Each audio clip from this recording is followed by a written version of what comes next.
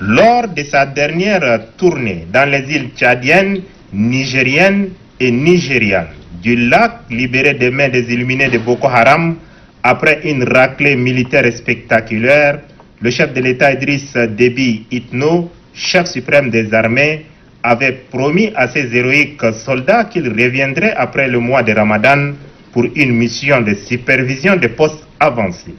Aujourd'hui, jeudi 25 juin 2020, chose faite.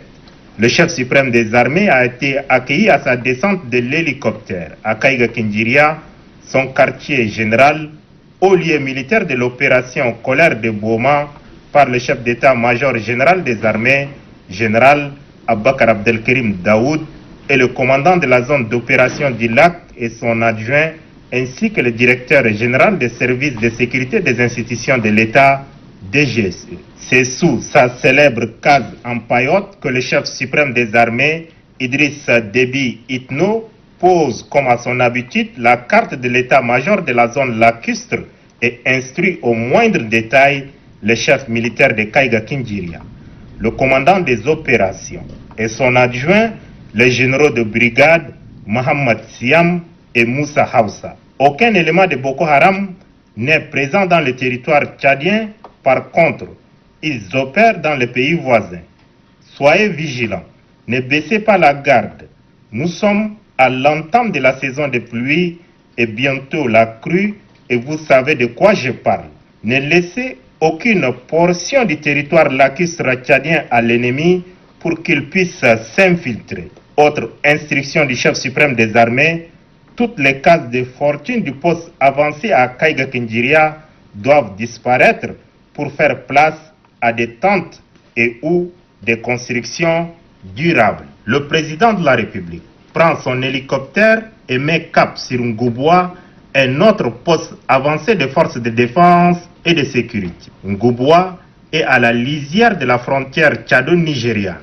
Les mêmes instructions militaires du chef, dont l'expérience et la parfaite connaissance du terrain, ainsi que les modes opératoires de Boko Haram, sont réitérés de manière ferme et claire au commandant du secteur 2 de la force mixte multinationale, le général de brigade Mohamed Dadi Kebir. Bagasola a constitué la troisième et dernière étape du jour du président de la République Idriss Déby Itno. Le chef de l'État a été accueilli à sa descente de l'hélicoptère par le gouverneur de la province du Lac, général Ambadi Saïr Fadoul, et le chef militaire de la province.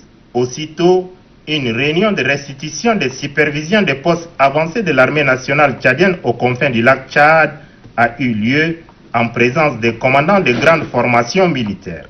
Là, les instructions ont été, on ne peut plus, claires. Tous les militaires en opération dans le lac doivent être relevés au bout d'un an. À l'armée, ce qui doit lui revenir de droit. Les véhicules militaires ne doivent pas être utilisés à d'autres fins comme la recherche de l'or. Cette pratique malsaine doit cesser immédiatement. Vous devez maîtriser vos effectifs, entretenir vos matériels, surtout passer régulièrement par des champs de tir. Le chef suprême des armées a salué la bravoure des soldats de l'armée nationale tchadienne en opération au lac. Je suis fier de vous ainsi que tout le peuple tchadien pour les actions héroïques menées contre les éléments de la secte Boko Haram aux confins du lac Tchad.